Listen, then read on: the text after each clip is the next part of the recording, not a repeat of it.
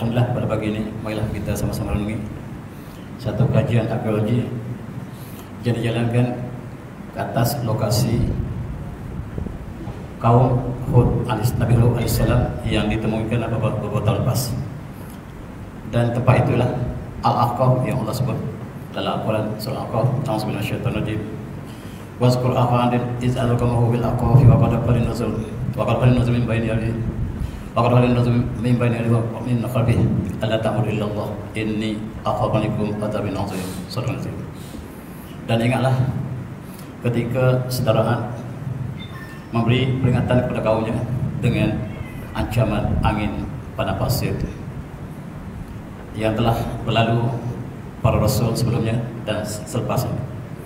Dan mereka semua mengatakan Allah ta'budu illallah, jangan kamu sembah kecuali Allah. Inni akhafu alaikum adzabun azim, dan sungguhnya aku takut andainya azab yang pedih menimpa kamu. Inilah peristiwa kaum Nabi Hud bersama dengan kaumnya yang sangat degil. Kaum ini kaum yang perkasa, dan sekarang kajian dilakukan oleh para pengkaji. Dan secara kebetulan mereka ingin mencari tempat lain, tetapi mereka temui ialah kota tempat kaum Nabi Hud yang ditenggelamkan oleh padang pasir Al-Aqaf. Al-Aqaf ialah padang pasir yang menembusi satu kawasan yang dibawa oleh angin yang sangat kencang.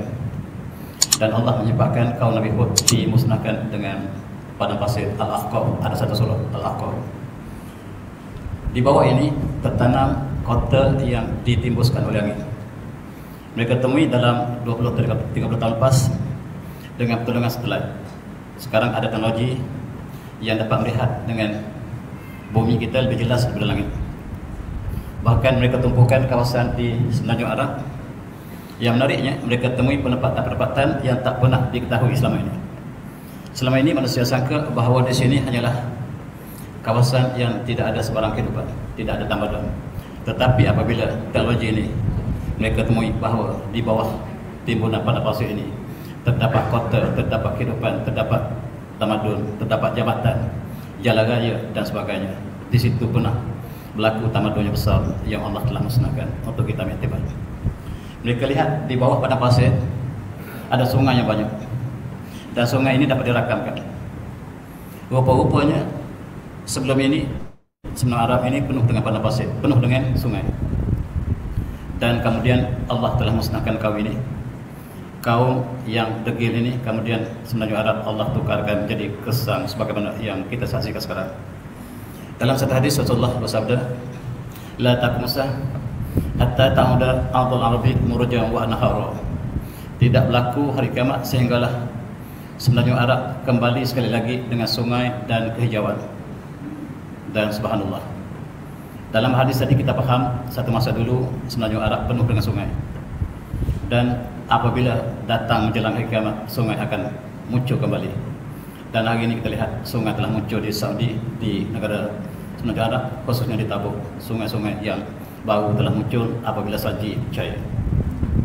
Tuan-tuan yang saya hormati, ini gambar satelit yang fokus satu kawasan di selatan semenanjung Arab. Mereka sangat kagum. Sungai yang banyak. Sungai ini tertimbus di bawah pasir. Barangkali Al-Aqaf, barangkali bukan. Dan yang mereka saksikan adalah sungai yang banyak, lebih banyak pada negara kita sekarang. Sungainya bercabang-cabang, menunjukkan kawasan ini sangat-sangat subur. Dan Sabah juga kawasan yang subur, tuan-tuan.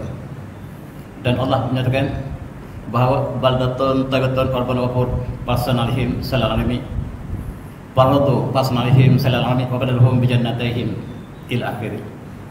Dan Allah mengatakan satu kawasan yang sama di kawasan ini, kawasan Sabah yang sangat-sangat subur tanahnya. Kemudian mereka berpaling daripada peringatan Allah. Lalu Allah putuskan banjir arim yang memusnahkan mereka. Banjir arim, maksudnya di sini ada banjir satu masa dulu yang memusnahkan tamadun yang dibina oleh kaum Sabah. Dan sekarang pun ditemui tempat lokasi kaum Sabah. Tapi pagi ini insyaAllah kita fokus pada kaum Nabi Hud yang ditemui kota yang disebut Iram, Iramazatil Limadat, allati lam yukhlaq mithlaha bil bilad, yang Allah sebut dalam surah Al-Fajr. Tuan-tuan saya hormati, lokasi yang mereka kaji ialah di kawasan selatan Semenanjung.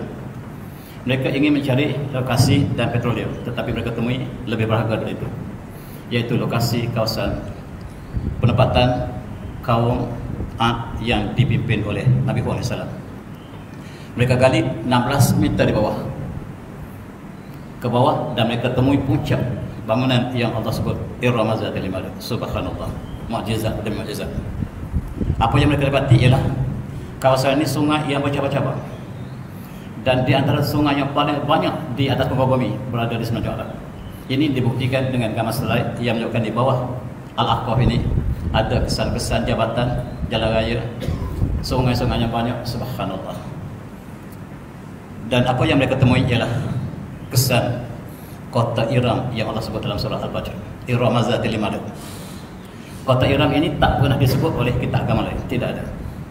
Apabila turunnya ayat Quran surah Al-Fajr, Iram Zatil Imad allati lam yukhlaq mithlaha fil bilad, orang Quraisy, orang ahli kitab menafikan bahawa Al-Quran tidak tepat, sebab Iram tak pernah ada kota nama Iram, dan Allah sebut Iram Zatil Imad. Dan hari ini kota Iram ditemui, mukjizat sekali lagi. Tuan-tuan, Allah menyatakan dalam surah Al-Fajr, a'udzubillahi minasyaitonir rajim, alam tara kaifa fa'ala rabbuka bi'ad Iram Zatil Imad allati lam yukhlaq mithlaha fil bilad wa thamud alladziina jabu as-sahr bil wad wa fir'aun zil autad ila akhirih.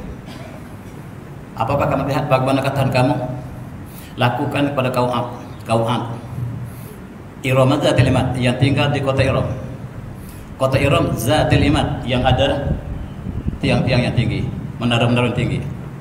Allati lam yukhlaq mithlaha fil bilad, yang tiang itu menandungi tidak pernah dibina dalam negara tersebut. Maksudnya menara yang dibina oleh kaum Ad ini pegang rekod dunia ketika itu. Bangunannya sangat tinggi, dan bangunan ini Allah sebut allati lam yukhlaq mithlaha fil bilad, yang dia pegang rekod bangunan paling tinggi. Rupa-rupanya bina bangunan tinggi ini sejak dari dulu lagi.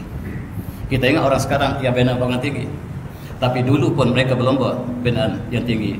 Tapi sayang, mereka menentang Allah, maka bangunan yang tinggi tidak memberikan sedikit pun faedah kepada mereka, dan mereka dihancurkan. Mari kita ambil tiba. Dan dalam konteks ini, satu tajuk yang besar yang dibincangkan sekarang ialah Iram Zatil Imad, kota Iram yang ditemui di kawasan selatan Semenanjung Arab. Dan inilah kota yang ditemui dan cukup menakjubkan. Dia apabila digali 16 meter ke bawah, ditemui puncak menara yang barangkali Allah sebut dalam ayat tadi, barangkali tidak. Ditemui sebelum ditemui bandar itu, ditemui satu tulisan di inskripsi seperti itu. Di dalam inskripsi ini diceritakan bandar Iram, ada bandar Iram yang berdagang dengan bandar ini. Maksudnya Iram ditemui secara arkeologi pertama kali dalam kajian pada tahun 1991, 20 tahun lepas, barangkali 30 tahun lepas. Ditemui dengan yakin bahawa bandar Iram memang wujud. Sebelum ini orang Kristian, orang Yahudi mengatakan Iram tidak pernah wujud. Kalau wujud mesti ada dalam Bible, mesti ada dalam Taurat, mesti ada dalam Injil. Tidak ada. Dan buat pertama kali ditemui kota Iram. Dia kata kota Iram yang berdagang dengan kota ini. Jadi dengan mukjizat inilah yang telah menambah hati ramai pekaji arkeologi di barat. Mereka Allah berikan hidayah melalui kajian ini. Tuan-tuan semati, mereka ada tulisan yang kita tidak dapat baca sekarang.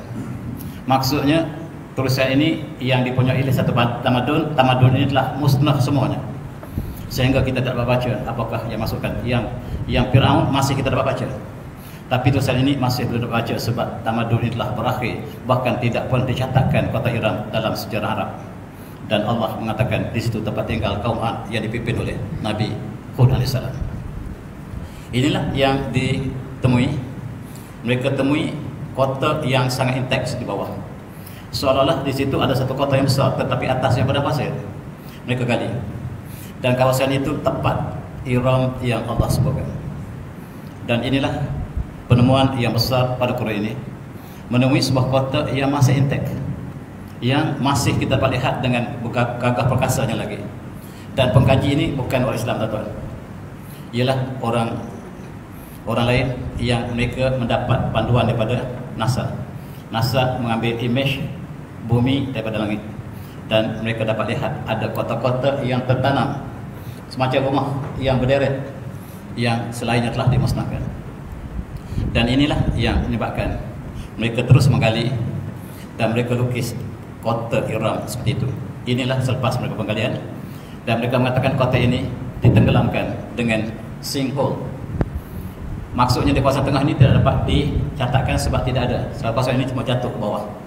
Wallahu a'lam. Tapi itulah yang mereka temui, dan mereka temui menara yang sangat tinggi.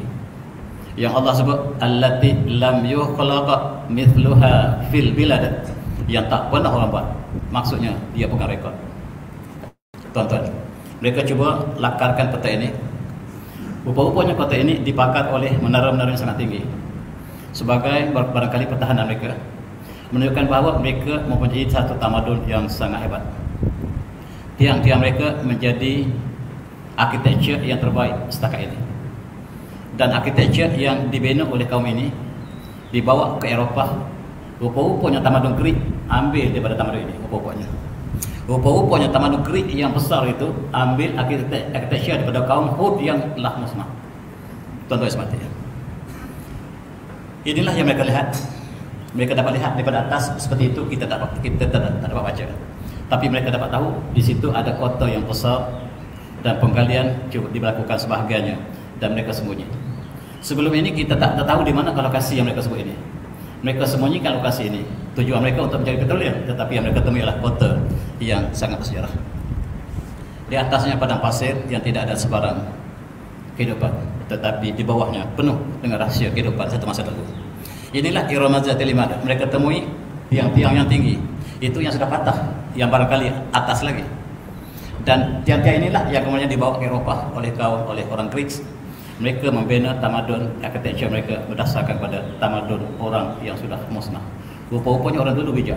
Kita ingat, kita sekarang bijak. Rupa-rupanya orang dulu lebih bijak daripada kita. Dan inilah kota yang masih ada, yang mereka cuba lukis kembali. Allah sebut hal taro lahum min baqiyah. Apakah mereka tidak tengah dan lihat kesan-kesan yang Allah telah musnahkan dulu? Hal taro lahum min baqiyah. Apakah kesan-kesan ini, arkeologi ini, kamu terlihat dan tengok betul-betul kesan apabila mereka telah menentang Allah, tamadun yang besar telah dihancurkan. Ini mereka gali. Temui kota seperti ini, tuan-tuan. Ini sebahagian kota ini dibuat batu, jangan main. Kita ambil simit buat, dan dia buat batu solid yang masih kekal selepas ribuan tahun. Dan kita coba bayangkan satu masa yang kita anggap manusia tidak tamadun dia lebih besar dari kita. Bagaimanakah mereka membuat struktur ini yang masih lagi kekal sampai hari ini? Selama 3.000 tahun, 4.000 tahun, wallahu a'lam, tarikh yang sebenarnya tidak dapat kita tetapkan, tetapi itulah yang tinggal. Mereka ada menara yang tinggi, sebagaimana Allah sebut. Dan ini kotanya sebahagiannya yang ditemui, sebahagiannya telah runtuh, sebahagiannya telah masih kekal berdiri, dan ada berbagai-bagai bentuk, termasuklah haiwan yang mereka buat patung dan sebagainya. Inilah sebahagian daripada kesan kaum Nabi Hud. Kaum Nabi Hud, tuan-tuan, orang yang sangat besar, sangat tinggi, dan dia adalah satu kaum selepas tak jauh daripada Nabi Adam. Ketika itu manusia saiznya sangat tinggi, dan kita semakin lama semakin kecil, dan itulah takdir ilahi. Alam terakai papan Rabbuka bi ada Iram Zatil Imad. Dan inilah rumah bangsawan mereka. Dan ditemui sebagaimanakah mereka berpesta. Inilah panggung mereka, pentas mereka. Raja-raja berada di sini barangkali menyaksikan peristiwa di depannya. Dan mereka ada satu permainan, ada satu hiburan, tetapi mereka lupa kepada Allah. Dan Nabi Hud sentiasa menyeru mereka kepada Allah, tapi mereka telah menolaknya. Dan apakah yang berlaku? Allah ceritakan dalam surah Al-Ahqaf, a'udzubillahi minasyaitonir rajim. Falamma ra'awhu 'ardan mustabila awdatihim qalu hadza 'ardun mumtiruna bal huwa mastanirun bih rihun fi 'adzabin qadim.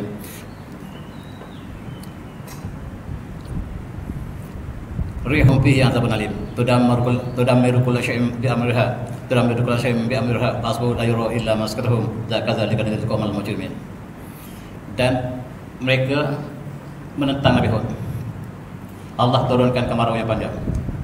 Mereka menunggu-nunggu kalaulah hujan datang. Hari kemusnahan tersebut mereka lihat langit mereka hitam. langitnya sangat gelap dan mereka sangka itulah hujan yang akan datang. Tetapi Allah kata walamma ra'u 'arda mustabi'udihim, apabila mereka lihat awan turun memayungi tempat wadi mereka, tempat mereka tinggal, mereka mengatakan haza untuk mungtuna, ini hujan akan tiba sekali lagi. Sekali lagi hujan akan tiba sebab mereka kemarau bertahun-tahun. Tetapi Allah mengatakan bal huwa mastajadum bih, tetapi yang datang ini bukan hujan, tetapi apa yang mereka selalu sebut pada Nabi Hud, bilakah azab itu datang? Allah kata sekarang datang. Bal huwa mastajadum bal huwa mastajadum bih, sekarang telah datang apa yang kau minta. Rihum bi azab alim, dan datangnya angin dengan azab yang sangat pedih. Satu lagi tuan-tuan kita lihat Al-Quran. Apabila datang azab, Allah gunakan kalimah mufrad, rih. Tetapi apabila datang dengan kebaikan, membawa kebahagiaan, Allah datang dengan kata jamak, rih. Tapi bila datang azab, Allah sebut dengan mufrad, rih, rih. Tudammiru kulla syai'in bi amri rabbiha, dan seluruhnya hancur dengan urusan Tuhan mereka. Ba'su la yura illa ma sakarhum, manusia adalah hancur, yang tinggallah tempat tinggal mereka. Barangkali inilah yang kita saksikan. Semua hancur Allah kata ketika tempat tinggal mereka. Mereka ada tempat tinggal yang hebat dan sekarang ditemui. Yang lain hancur, yang ada hanyalah tempat tinggal mereka. La yura illa makhzum, yang lain tidak nampak kecuali bekas tempat tinggal mereka. Kadzalika najzil qaumal mujrimin, kadzalika najzil qaumal mujrimin, dan demikianlah kami hancurkan kaum yang berdosa. Tonton. Barangkali inilah gambar hiasan. Mereka lihat satu pemandangan awan yang sangat tebal hitam pekat. Hujan akan tiba membawa rahmat, tetapi sebenarnya membawa azab yang mereka telah cabar Nabi Hud. Sekiranya benar, tangkap segera azab tersebut, dan Allah kata sekarang azab telah datang. Apakah yang datang wallahu alam? Dan apa yang disebut sangat menakutkan. Dalam surah yang lain Allah menyatakan a'udzubillahi minasyaitonir rajim wa ma'adu ba'du kubrin sasarin atiyah, dan adapun kaum Ad dimusnahkan dengan angin sosorin, tuan-tuan, tak dapat kita bayangkan. Sosorin atiyah, angin sosorin yang membinasakan. Dan ahli tafsir mengatakan sosorin ini angin yang sangat sejuk, yang terkena akan mematikan setiap yang dilaluinya. Maka itulah yang datang pada kaum Nabi Nuh, kaum Nabi Hud, sahalihim sab'alayim wa samaniyata ayyam. Dan angin itu datang selama 7 malam 8 hari. Sahra alaihim sab'alayim wa samaniyata ayyam. Dia datang 7 malam 8 hari. Khusuman, secara berterusan. Barul qawma biha sar'akannahum azatun nakhlin hawiyah. Dan kamu tengok kaum tersebut musnah, mati bergelimpangan seperti pohon tamar yang tumbang. Bal taralahum min baqiyah, apakah kamu terlihat tanda-tanda kesan kemusnahan tersebut? Allah suruh kita mengartikan kesan-kesan yang Allah telah tunjukkan kepada tahun tersebut. Dan cukup menakutkan Tuhan dalam ayat yang banyak. Allah mengatakan dalam surah Al-Qamar umpamanya inna sanalihim burhan sasarin fi yawmin nasin mustamir, kata yang sama. Tanzun nas kanhum azalan tazun nas kanhum azal nakhlin munqayib, kanhum azal nakhlin munqayib kaifa kana adabi wa nuzur. Dan sesungguhnya kami hantar kepada mereka angin yang memusnahkan, angin sosor fi yawmin nasin, fi yawmin nasin mustamir, pada hari yang nahas yang membawa bala yang berterusan. Tanzun nas kanhum azal munqayib, subhanallah, diangkat manusia ke atas, dijatuh kembali, subhanallah. Tanzun nas kanhum azal nakhlin, kanhum azal nakhlin munqayib, seperti pohon tamar yang terpotong. Manusia dijatuh, naik ke atas, dijatuh ke bawah, dan bergelimpangan pakai pakaian anti menusuk. Dan lihatlah bagaimana akibat mereka yang bersedekahkan para rasul. Tuan-tuan, barangkali gambarannya manusia yang diangkat dengan angin yang kencang, dijatuhkan kembali. Mereka kaum yang sangat-sangat perkasa. Bahkan mereka bertanya, mencapai siapakah yang lebih perkasa daripada kami? Allah mengatakan Allah yang menciptakan kamulah yang lebih perkasa daripada kamu. Sebab mereka kaum yang sangat perkasa. Dan mereka telah musnah sebagaimana pohon tamar yang tumbang. Sekarang apabila dibuat penggalian, ditemui rangka manusia yang sangat-sangat besar. Ini saiz kaum Nabi Hud yang telah musnah. Tidak ada seorang pun yang tinggal. Mereka semua telah hancur. Dan National Geographic membuat banyak kajian di sini, tapi tidak disiarkan. Dan orang ini sangat-sangat besar saiznya, menggambarkan saiz hampir dengan saiz Nabi Adam yang Allah sebut 60 hasta, 30 meter, 30 meter ke atas. Itu tinggi manusia pertama. Dan Nabi Hud ini generasi yang ketiga, keempat daripada Nabi Adam AS. Dan mereka juga saiz yang sangat besar, tetapi Allah telah musnahkan. Dan inilah saiznya. Tuan-tuan lihat saiz yang ditemui, yang ditunjukkan oleh National Geographic. Dan saiz mereka sangat besar. Dan mereka bertaburan di 500 tempat kawasan tersebut yang ditemui. Pengkaji arkeologi telah menemui rangka yang sangat besar, sehingga mereka telah, teori mereka, manusia dulu kecil, sekarang besar. Sebab mereka mengatakan manusia daripada monyet, monyet kecil kemudian jadi manusia. Dan penemuan ini mematahkan segala teori mereka. Manusia dulu besar, manusia sekarang kecil. Apa yang mereka temukan dalam arkeologi, rangka yang lama sangat-sangat besar. Dibandingkan mereka, tengok tengkorak yang mereka temui, saiz dengan orang pengkajinya sangat kecil kita. Inilah saiz mereka yang Allah telah musnahkan. Kekuatan mereka luar biasa. Tengok rumah yang mereka buat tadi. Dan saiz mereka dapat kita saksikan dengan saiz yang luar biasa. Ini gambar yang mereka temui. Gambar ini ialah kaum Firaun. Ini yang bawah. Dan kaum Hud yang kakinya seperti itu.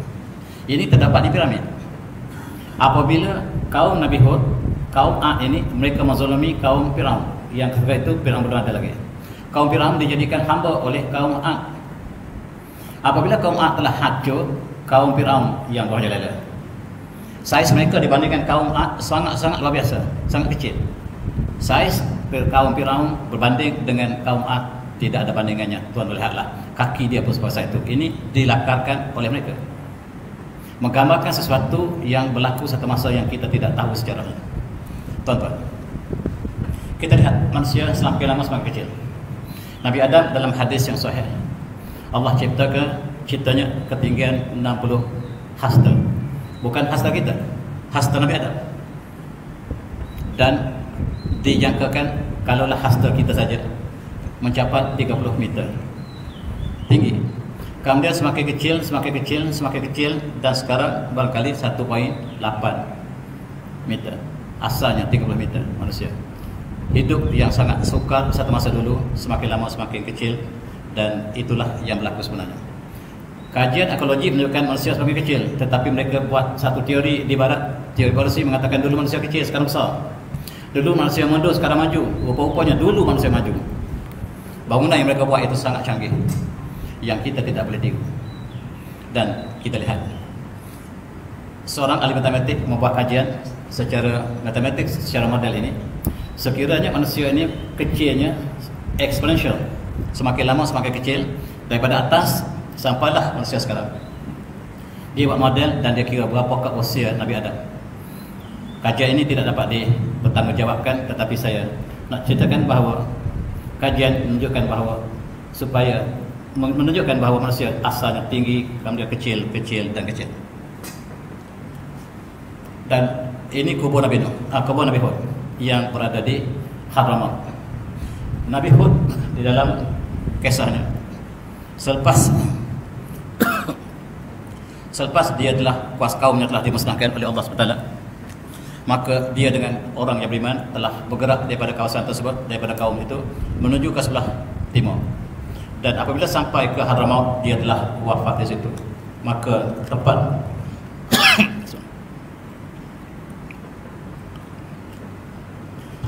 tempat Nabi Hud wafat dipanggil Hadramaut. Hadramaut maksudnya datang kematian. Dan di sinilah kubur Nabi Hud yang masih dilawati oleh orang sekarang. Mereka telah mengunjungi kubur Nabi Hud. Sebahagian mereka melakukan perkara-perkara yang pelik-pelik, tetapi itulah manusia, dan mereka melakukan perkara seperti itu yang gambarnya menggambarkan kubur Nabi Hud yang saiznya sangat besar. A'udzubillahi minasyaitonir rajim. Laqad laqad kana nabi qasasin ibratul lil albab maka dasarnya tara alikin tasaqala di baina yadayhi wa tasil kullu syai'in qahda wa rahmatan liqaumin yu'minun. Surah Al-Azim, surah Yusuf. Dan sesungguhnya dalam kisah mereka terdapat ibrah kepada mereka yang bersifat ulul albab, yaitu peristiwa yang bukan diadakan tetapi berita yang benar yang datang sebelum mereka sebagai menceritakan sesuatu yang jelas, yang terperinci, yang sebagai petunjuk dan rahmat liqaumin yu'minun, bagi mereka yang beriman. Allah jadikan kisah-kisah Al-Quran ini untuk kita ambil iktibar dan kita renungi sedalam-dalamnya. Sekiranya kemajuan yang kita bentuk tanpa ada roh ilahi, maka nasib kita bersama. Kita lihat bangunan, tuan-tuan. Firaun membina bangunan yang tinggi dalam bentuk Firaun. Kaum Samud di Madain Saleh membina rumah daripada gunung. Mereka tepuk daripada gunung, dan itulah satu perkara yang sangat luar biasa, menunjukkan bahawa mereka ada kepakaran yang luar biasa. Dan kaum Ad sekarang kita lihat bangunan mereka sangat-sangat seni, sangat-sangat luar biasa, dan itu sebahagian yang masih ada, yang telah hancur kita tidak dapat pastikan. Dan kita lihat manusia sepanjang masa membina bangunan yang tinggi. Ini binaan kaum Nabi Hud yang mereka gambarkan, mereka lakukan bangunan seperti itu. Ini diambil sebagai kesan-kesan yang masih tertinggal di kawasan tersebut. Kaum Firaun yang datang kemudian membuat piramid yang sangat tinggi. Manusia berbangga dengan bangunan tinggi. Kita juga demikian. Kemudian kita lihat Eropah bermula dengan Eiffel Tower di Paris. Mereka membina bangunan yang sangat tinggi. Sifat manusia sama saja. Kemudian mereka membina di Amerika bangunan yang sangat tinggi. Mereka membina di Eropah bangunan yang sangat tinggi, lebih tinggi. Rekod sentiasa dipegang oleh bangunan yang tinggi. Sama seperti kaum Nabi Hud, allati lam yukhlaqa mithla fil bilad. Mereka pegang rekod dunia yang mencipta bangunan paling tinggi sebagai simbol kemajuan kebudayaan pada ketika itu. Hari ini kita lihat rekod dipegang oleh bangunan di Dubai. Dubai ialah satu kawasan yang miskin satu masa dulu. Tiba-tiba Allah campakkan, keluarkan minyaknya. Mereka berubah menjadi sebuah negara yang terkaya dunia barangkali. Dengan sistem ekonomi, dengan keuangan mereka, menjadikan mereka membina sebuah bangunan yang tertinggi dunia sebagai simbol mereka lah yang paling maju. Dan itulah yang berlaku, tuan-tuan. Asalnya mereka penggembala. Orang ini asalnya pemimpin mereka ini penggala kambing. Tetapi apabila telah ditemui minyak, mereka berubah menjadi bangsa yang sangat-sangat perkasa dari segi ekonomi. Dan mereka buktikan dengan bangunan yang paling tinggi. Dan sekarang tempat itu tidak jauh daripada kaum Ad yang asal. Manusia telah berpindah satu dunia pusing, dan akhir sampai kembali ke kaum tempat yang asalnya. Bangunan yang paling tinggi dulunya kaum Ad, sekarang yang paling tinggi ialah Dubai, tempat yang hampir sama. Manusia sudah sampai satu loop. Rupa-rupanya kita berpusing tempat yang sama. Dan bangunan yang paling tinggi Burj Khalifah, Syekh Khalifah telah meninggal dunia hari ini, tetapi bangunannya kekal sebagai bangunan yang paling tinggi. Kalau tuan-tuan pernah pergi sini, kawan saya cerita di tingkat yang ada 3 bahagian kawasan ini. Buka puasa untuk Burj Khalifah ada 3 zone time zone. Yang di bawah lebih awal puasa. Kemudian di atas lewat lebih lain. Di atas paling lewat. Sebab masih nampak matahari. Ketika orang buka puasa di bawah, di atas masih nampak matahari. Menggambarkan ketinggian bangunan yang luar biasa ini.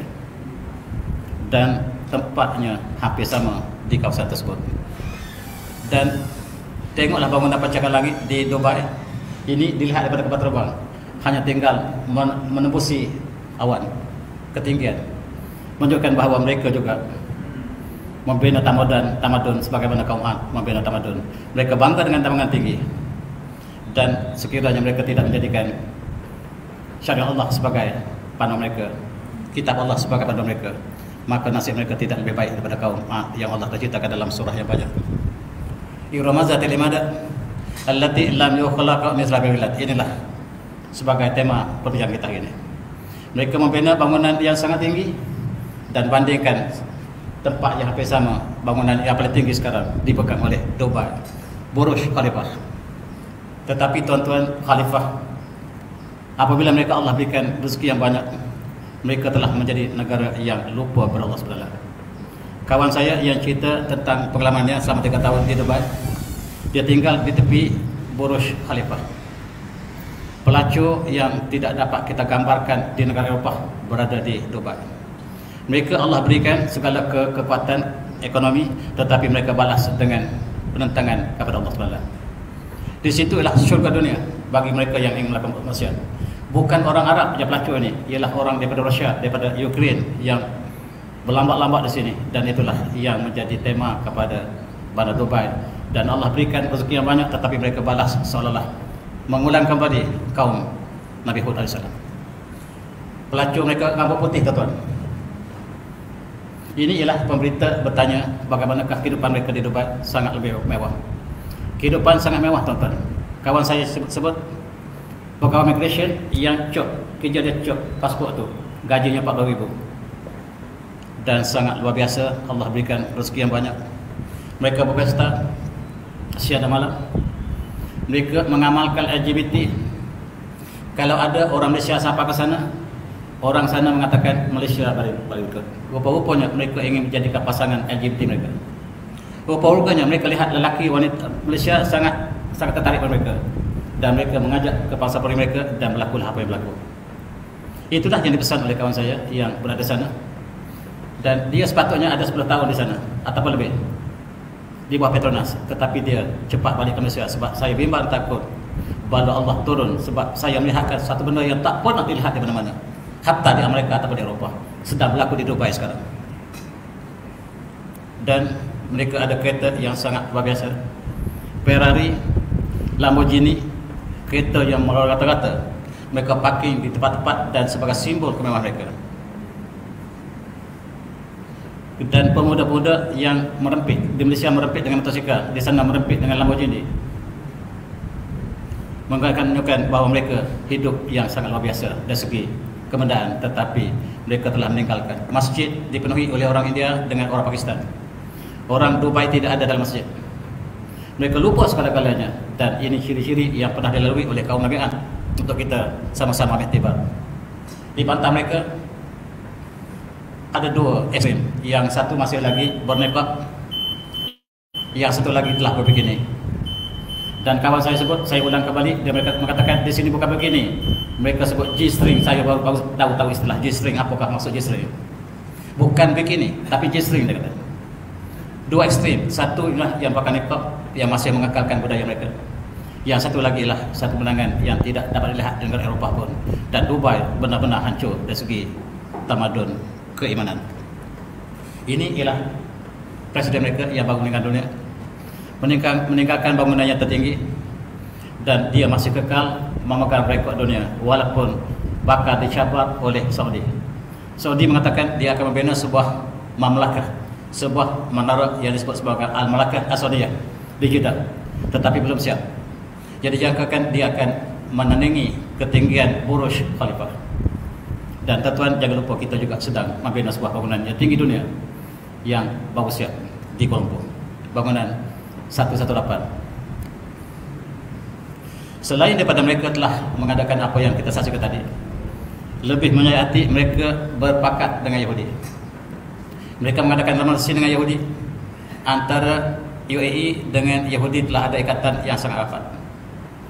Dan inilah menyebabkan umat Islam di Palestin sangat menderita.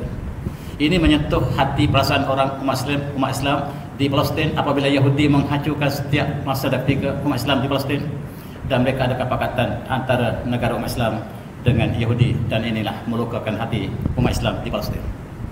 Tuan-tuan, bukan hanya UAE yang bersama dengan Yahudi, tetapi sekarang negara-negara Arab termasuklah UAE, Oman, Saudi Arabia sendiri, Qatar, Bahrain, dan sekarang Sudan, Mesir bersama untuk mengiktiraf Yahudi Israel dalam bentuk yang mereka sebut sebagai normalisasi. Maksudnya iktiraf Israel sebagai sebuah entiti yang sah. Sedangkan perjuangan Palestin sedang dalam keadaan yang terdesak. Tuan-tuan, Palestin ditikam, yang menikamnya Yahudi disokong oleh umat Islam, dan itulah nasib umat Islam hari ini yang melakukan kebaikan, yang melakukan keburukan. Mereka semuanya dalam negara kita, dalam umat Islam sendiri. Jangan lupa bangunan yang tinggi di Mekah sebagai satu simbol kehebatan apa yang ditunjukkan oleh Kerajaan Saudi sekarang. Ini jam yang paling tinggi dunia yang masih pegang rekod hari ini. Jam paling tinggi inilah orangnya. Ketika zaman Utsmaniyah, bangunan tidak boleh dilakukan dengan tinggi sebab bangunan yang paling tinggi yang harus kita lihat ke jauh ialah Ka'bah. Tidak boleh bangunan lebih tinggi daripada Ka'bah di sekeliling masjid. Oleh sebab itu sekarang kita lihat pemerintahan telah bertukar.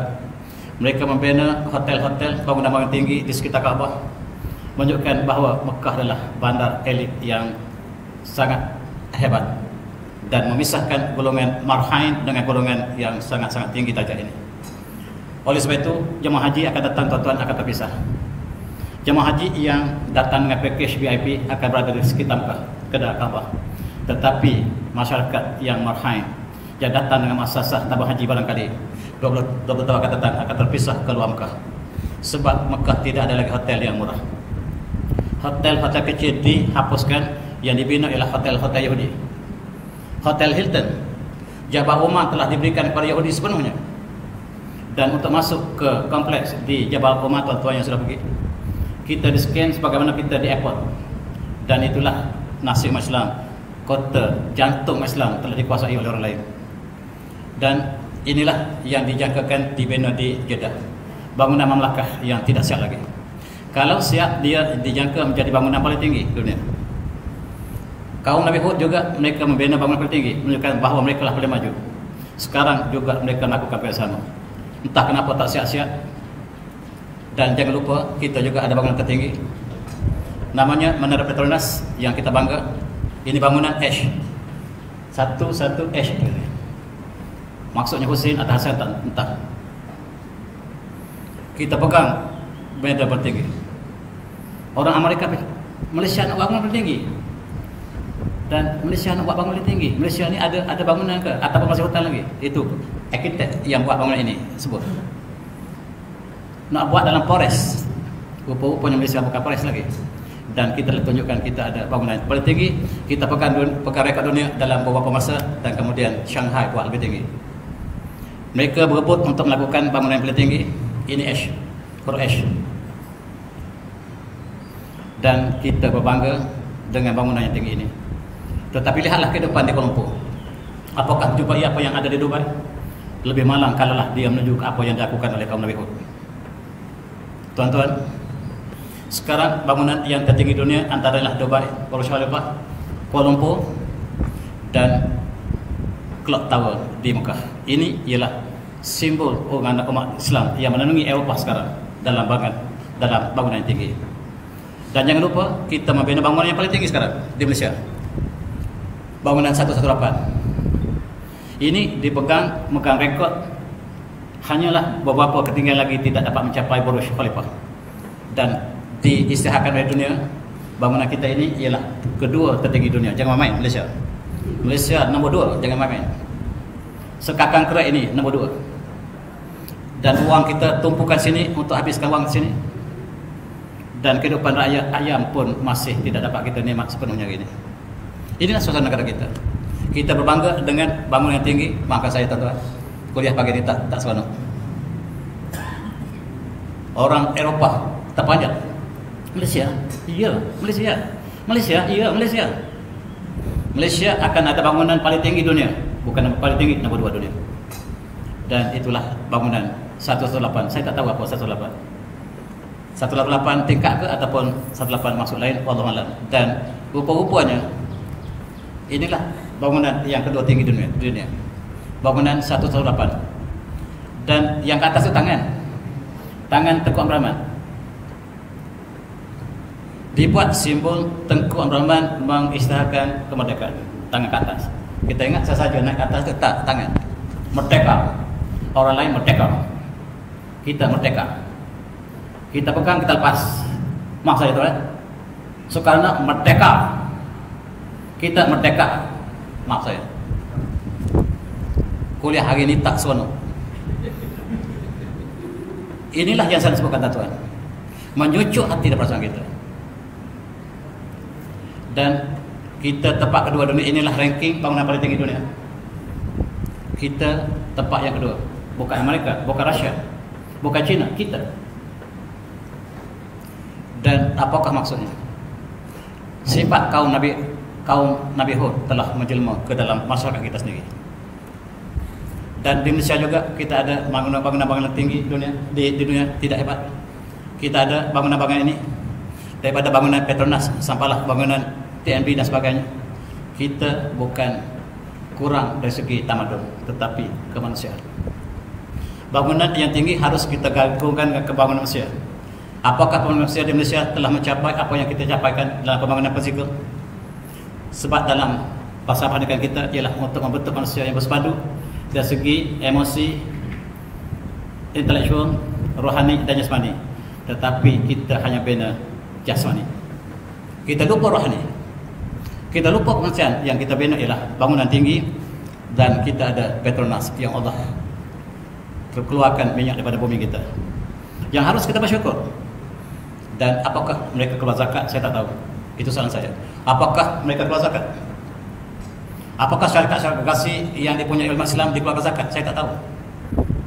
Dan apakah kita bersyukur dengan apa yang Allah berikan?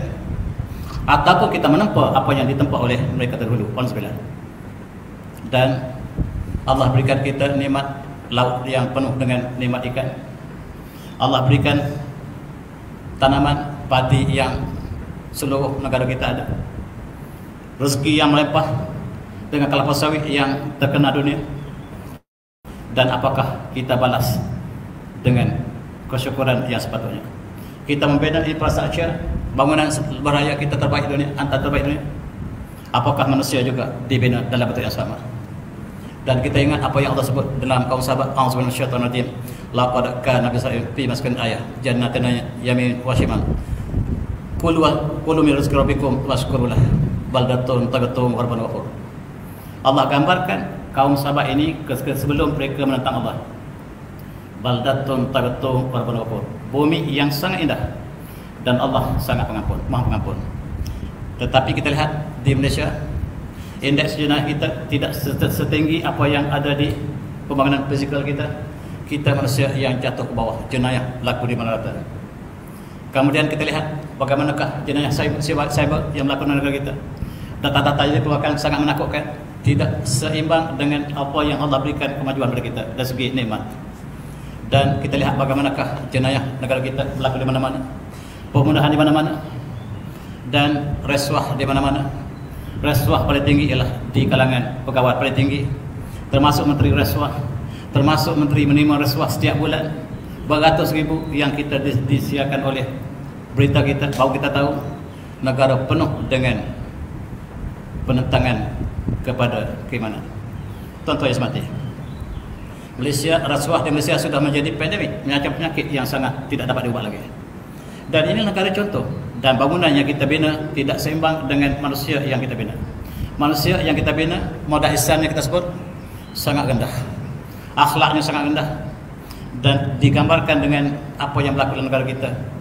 Judi di mata-mata, abang bawa balik daripada solat jemaat pun singgah juga. Dan arak di mana-mana, tuan-tuan. Pesta arak setiap tahun dan di mana-mana bangunan besar. Malam-malam kerajaan mereka hiburkan dengan arak. Dan mereka membunuh dengan memandu. Apabila mereka memandu, maka kita lihat Petronas yang Allah berikan nikmat. Sebagai simbol nikmat yang Allah beri kepada kita, kita balas dengan arak seperti itu. Ini ialah Malaysia. Bangunan kita semakin tinggi, tapi manusia semakin rendah. Tak seronok lagi begini. Dan kita lihat bencana bahana air setan ini menyebabkan kemalangan. Kita sebenarnya takut kalau pagi-pagi kita bawa kereta, kita lihat kereta yang luar biasa. Tadi saya baru mengalami satu kereta yang betul-betul laju depan saya. Dan barangkali mereka mabuk. Dan inilah suasana Malaysia. Dan bangunan tidak seimbang dengan akhlak yang kita ada. Dan kematian disebabkan kemalangan di jalan raya Malaysia terbor 3 di dunia. Yang hanyalah kita dikalahkan oleh China dan India. Malaysia sekarang kekera ini tempat aksiden disebabkan oleh Arab terbesar dunia, ketiga dunia. Subhanallah. Dan inilah statistik yang negara kita tidak pernah keluarkan kepada umum. Dan kita dapat statistik ini daripada antarabangsa.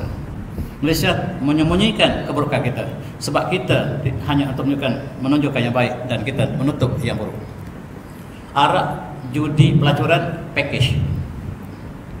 Kalau ada arak, judi, pelacuran, itu package yang sudah hampir dengan Dubai tadi.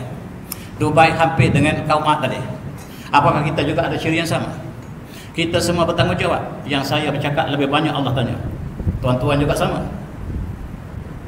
Imam akan ditanya, Bilal akan ditanya, tuan-tuan juga akan ditanya. Apa yang melakukan negara kita? Sohakan sebagai wakil kita meminta supaya pekerjaan seks dihalalkan di Malaysia. Mereka sedang berjuang. Saya nampak muka macam Melayu. Sedang berjuang supaya LGBT dihalalkan. Jantan kahwin jantan, betina kahwin betina. Kaum Nabi Lut pun tidak lakukan betina kahwin betina. Kaum Nabi Lut jantan kahwin jantan, tapi betina tak kahwin. Tetapi Malaysia ingin mentirah LGBT yang jauh lebih jahat daripada itu. Dan apakah kita tidak menjangkakan apa yang berlaku berlepas? Apakah kita tidak mengiktibar LGBTQIA Malaysia? Yang kita dengar LGBT dan Malaysia ada QIA. Subhanallah. Ini sebab kawan saya balik cepat-cepat ke Malaysia. Sebab takut Dubai. Sebab apa dia lihat ini tak dapat dia gambarkan, dia kata. Tiba-tiba dia sampai Kuala Lumpur. Kuala Lumpur pun ada LGBTI juga. Apa dia? QIA. Q itu katanya apa benda? Intersex, agenda asexual dan sebagainya. Perkara yang tak binatang tak lakukan, tuan-tuan. Binatang tak lakukan, manusia lakukan. Yang sekarang berjuang di negara kita. Ada kumpulan-kumpulan sama ada dari segi NGO ataupun kadang-kadang parti politik yang perjuangkan LGBT semata-mata untuk dapatkan sokongan daripada mereka yang terlibat. Dan alangkah malam, ini jantan Melayu pertama yang kahwin, jantan sama jantan. Tapi sayang, tapi alhamdulillah dia tidak kahwin di Kuala Lumpur, dia kahwin di Australia. Dan inilah yang kita sedang saksikan. Bangunan kita tinggi, tapi akhlak kita sangat rendah, lebih rendah pada hewan. Tuan-tuan di masjid baik-baik, tapi tugas kita bukan di sini, di luar. Dan pesta lesbian, kita ingat di Dubai perkara ini berlaku, tetapi di Malaysia, kalau polis tak nyatakan, kita tak tahu. Gadis sama gadis kahwin, betina dengan betina, yang kaum Nabi Lut tak lakukan. Dan jantan dengan jantan kaum Nabi Lut sudah kita saksikan bagaimana Allah memusnahkan mereka. Aliha safilaha, yang atas dibalikkan ke bawah. Dan kita mempunyai ciri yang hampir sama, bahkan lebih dalam konteks LGBT. Melayu paling banyak terima HIV. Melayu paling ramai terima HIV. HIV adalah penyakit STD, Sexual Transmitted Disease. Kita nombor 10 dunia. Tuan-tuan, HIV Malaysia disediakan oleh WHO jangkitan 10 tertinggi dunia negara sekakangkera ini. Dengan bangunan kita paling tinggi, dengan HIV pun kita paling tinggi. Kita semua akan dipersoalkan depan di akhirat nanti. Saya tak boleh jawab. Itu sebab saya cakap, tuan-tuan, inilah suasana yang berlaku. Allah menceritakan apa yang berlaku pada sahabat untuk kita ambil tiba. Dan Allah katakan tadi, badatun taibatun walaupun wapur, tetapi sayang. Fa'aradu, mereka berpaling. Pasana alaihim salal arimi, lalu kami hantar kepada mereka banjir arim, entah macam mana arim yang sangat memusnahkan. Wa badaluhum bi jantahim jannatain zawatai uklin khamtin wa thlin wasam min sadin qalil. Kemudian kami tukar kebun-kebun mereka yang Allah berikan kepada mereka dengan kebun yang hanya ada buah yang pahit dan buah sidr, buah pala ataupun buah itu yang sedikit. Zalika sanahum bima kafaru hal nujazi illal kafur. Demikianlah Allah balaskan mereka yang telah mustakan Allah, ayat Allah. Asalnya Allah berikan nikmat yang besar, sama seperti kita, sama seperti Dubai. Kemudian fa'aradu fasana alaihim salal arami, dan mereka berpaling daripada kebenaran, dan Allah hantar mereka bala banjir yang memusnahkan mereka, yang tinggal ialah kesan mereka. Apakah kita nak mengulang ini? Kita ibu bapa, kita adalah pemimpin kepada keluarga kita, kepada negara kita, kepada masyarakat kita, dan yang tinggallah sebahagian daripada kesan orang Sabah. Inilah orang Sabah juga membina bangunan tinggi, tuan-tuan. Tapi rekod dipegang oleh kaum Hud. Kemudian kaum Sabah datang kemudian buat bangunan paling tinggi. Kita temui ada 5 tiang yang tertinggi yang dibina oleh kaum Sabah. Apabila kita gali pasir dan dapati bahawa terdapat bangunan tinggi. Seluruh bangsa dunia merasakan bahawa bangunan tinggi lah satu kemajuan yang harus diikuti ataupun dilakukan oleh setiap masa. Kita juga ada bangunan yang tertinggi, tuan-tuan. Ingat, bangunan tinggi saja tidak ada masalah. Biarlah manusia juga setinggi apa yang kita bina. Pembangunan fizikal harus selari dengan pembangunan manusia. Tetapi kita tinggalkan manusia, tapi kita hanyalah tumpukan pembangunan ekonomi, pembangunan fizikal semata-mata, dan apakah kita tidak mengurangi apa yang dilakukan oleh orang terdahulu. Allah mengatakan, fahal tara lahum min baqiyah. Apakah kamu tidak lihat kesan-kesan peninggalan orang yang melakukan perkara yang sama pada masa dulu? Kita ambil iktibar, tuan-tuan, dan saya dengan rendah hati minta maaf banyak-banyak kalau apa yang saya sebutkan ini tersentuh hati dan tuan-tuan, sebab apa yang kita sebut ini ialah kita alami sekarang dan kita bertanggungjawab bersama. Dan oleh sebab itu saya minta maaf dan saya sudahi dengan billahi taufiq. Assalamualaikum warahmatullahi wabarakatuh.